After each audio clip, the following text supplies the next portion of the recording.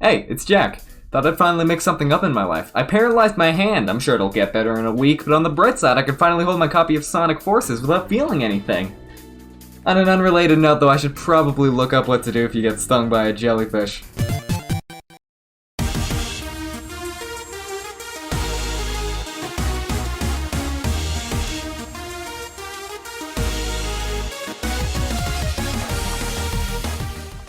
This is Spark the Electric Jester, a 2D action platformer by Lake Feppard, a name you may recognize from his time in the Sonic fan game community.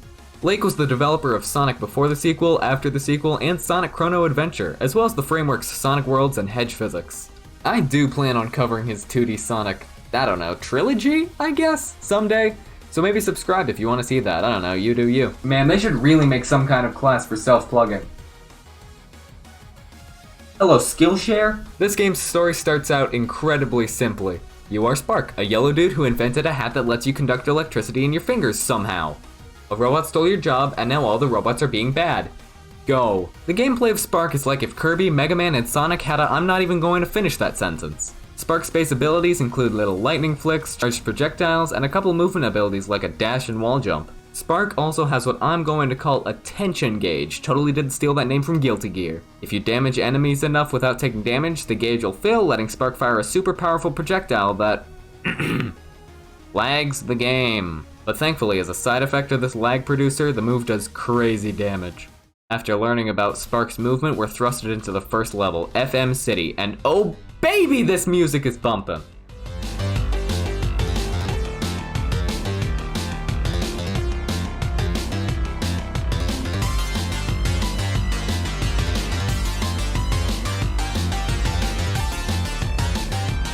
Seriously, a game's soundtrack being this good is absolutely criminal. The entire OST is available on Spotify, so please listen to it when you have the chance. So the levels in Spark are like, really freaking good though. I remember watching one of Lake's videos on his level design philosophy when it comes to his Sonic fan games about not including any bottomless pits. And yep, as far as I'm aware, there isn't a single bottomless pit in Spark. I might be completely wrong though, I'm just too good at this game. The levels are also brilliantly designed when it comes to having a good blend between speed and platforming. And most of the enemies are relatively easy to avoid and take down. Emphasis on most, but we'll get to you fuckers later. Some of the later levels tend to drag on for up to 10 minutes, but on the bright side, each checkpoint saves your progress, so you can just exit the game whenever and hop back in at the last checkpoint. There are also two kinds of collectibles to get in each stage, bits and health capsules. I'll give you 3 guesses to what the health capsules do, but the bits are actually really unique from any other basic coin collectible in a game. Collecting a bit very slightly fills up this meter above Spark's health. Once it's full, Spark will revive with full HP upon death, but you lose all progress in the meter whenever you die, so it's a really good comeback mechanic that perfectly incentivizes not dying, which is great for a game without a life system. Now around this point you may be thinking to yourself, hey Jack, what the fuck man, where's that Kirby inspiration? Well, I'm getting to it, you annoying brat, calm down. Placed throughout each stage are power-ups, which drastically change how Spark attacks, and even in some cases how Spark moves throughout the stage entirely. There are way too many for me to talk about all of them, but some of my personal favorites are Cool, which gives Sonic some really overpowered ice abilities and the ability to make platforms in mid-air.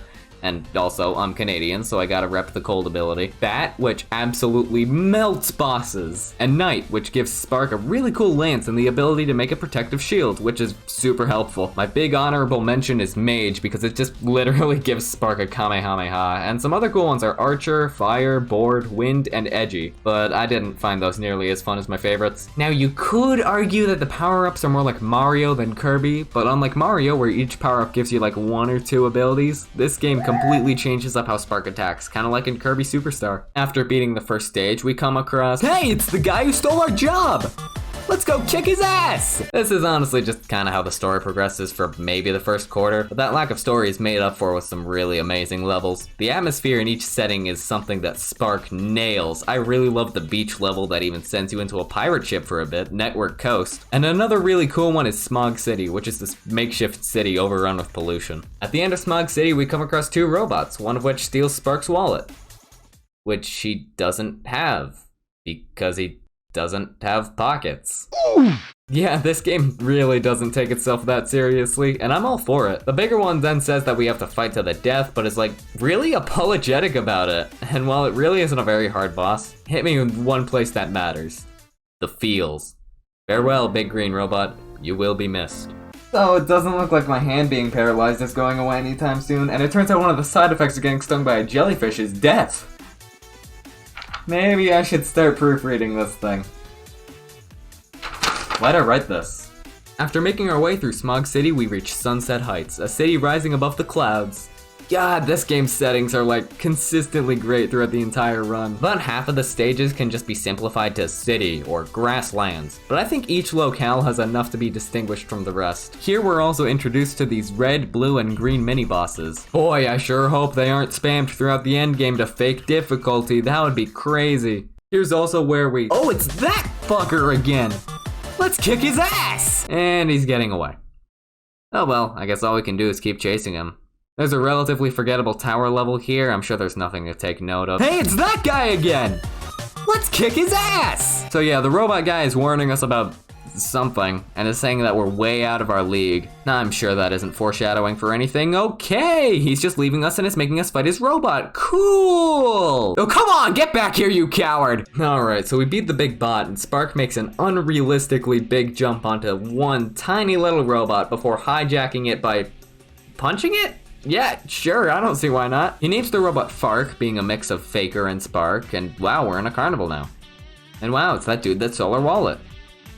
Wait, I really can't do the game's dialogue justice in this video. That's so funny. If you want to experience all the peak humor for yourself, the game's like less than $10 on Steam. Please play it. These next couple of levels just flow together so well. After kicking the cloak robot's ass, we run off to a forest, which, can I just say, this game's backgrounds have so much detail packed into them. Each setting makes this feel like a lived-in world, like these places could actually exist, and I think that's the best thing that a game could achieve with its art direction. Alright, back on topic. Forest, dark, mystical. There are these spring mushrooms in several parts of the stage, and red bits that really give me Steam Garden from Mario Odyssey vibes. Nah, who's this little fella? Holy shit! Holy shit! Holy shit! Next up, we go to a desert that we need to snowboard through. Snowboarding on sand is one of my favorite game aesthetics, and it's the only real sense of joy I get playing Sonic Adventure. I don't know why I made this joke. It's not funny. It's not how I feel about Sonic Adventure. I actually really like that game. I'm just... Jack, what the fuck were you on about? The story from this point just kind of shifts full into Spark. Keep going on. Technically, he's still chasing Fark, but it doesn't really feel like that anymore. The levels still look really great thematically, especially the one with the cherry blossom trees. That one's really cool. That's actually where I found one of the special Jester powers, magical. Kinda stinks. At this point, the levels start to devolve into just being themed by color. We got yellow, we got purple, and we got the challenge starting to be handled by my favorite bit of level design I like to call Mario Maker enemy spam. Thankfully, the boss design still maintains its level of good. Nothing really falters here. Oh hey, it's the dude that stole our wallet again. He tells us that apparently he was infected by a virus and tells us the doc is waiting before... Wait, does this count as kidnapping? Hello, I am Aria, the augmented reality intelligence assistant. Jack is about to rant about spoilers for the ending of Spark the Electric Jester.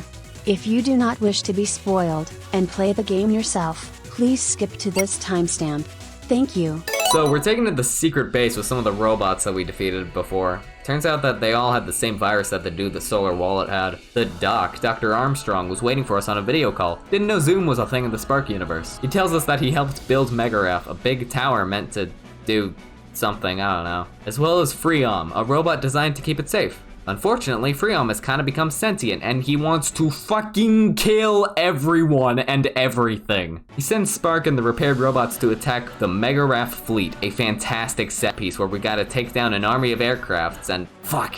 Shit. Oh, you've gotta be... come on! After defeating the fleet, we get sent to a really long elevator that leads up to... Hey, it's the guy that stole our job! Let's kick his ass! The battle against Fark has to be the coolest boss in the game so far. And it just feels incredible to overcome, even though it's really difficult. There's even a second phase where is that a super form? Holy shit, that's awesome! After, yeah, kicking that guy's ass! We start the ascent up Mega Raft Fortress, which comes with the wonderful level design trait that I like to call enemy spam. Yeah, the ending bit in terms of level design really isn't that fun, but we get to the top of the tower and meet Freon, who taunts us like the prick he is, sicks his stupid dog on us, and then decides to fight us like a real man. This fight, if you'd believe it, is also really cool. And really, really hard. Okay, cool, it looks like we beat him, and... Oh, come on, really?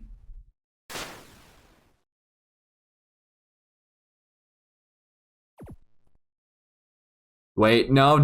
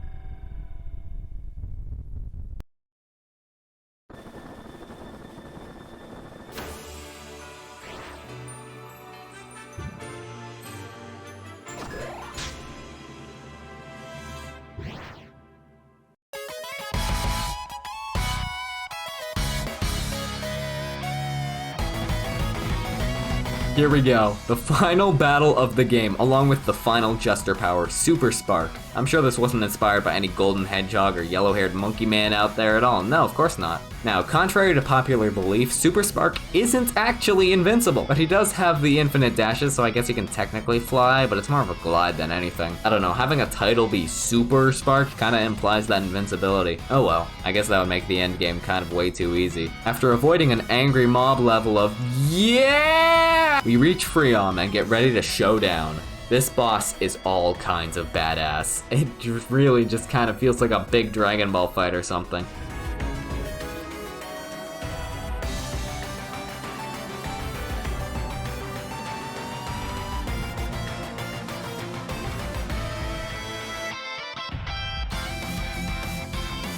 Holy shit.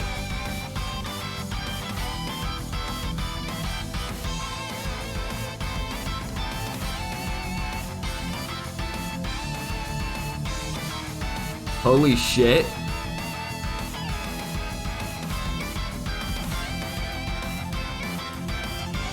Holy shit.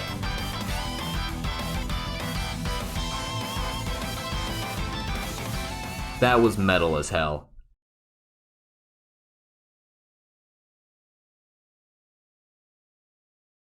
And that's Spark the Electric Jester, a really great indie game that, even with its flaws in the end, I think everyone should check out. But that does leave me with one last question. What the hell is Spark supposed to be anyways? Alright, yeah, so I've done my research, and this one forum page says that urine can stop jellyfish stings from killing you. This is a very serious medical emergency, so I'm sure nobody would ever go on the internet to lie about it. Now, if you'll excuse me, I'm gonna go piss on my hand. This was a horrible idea!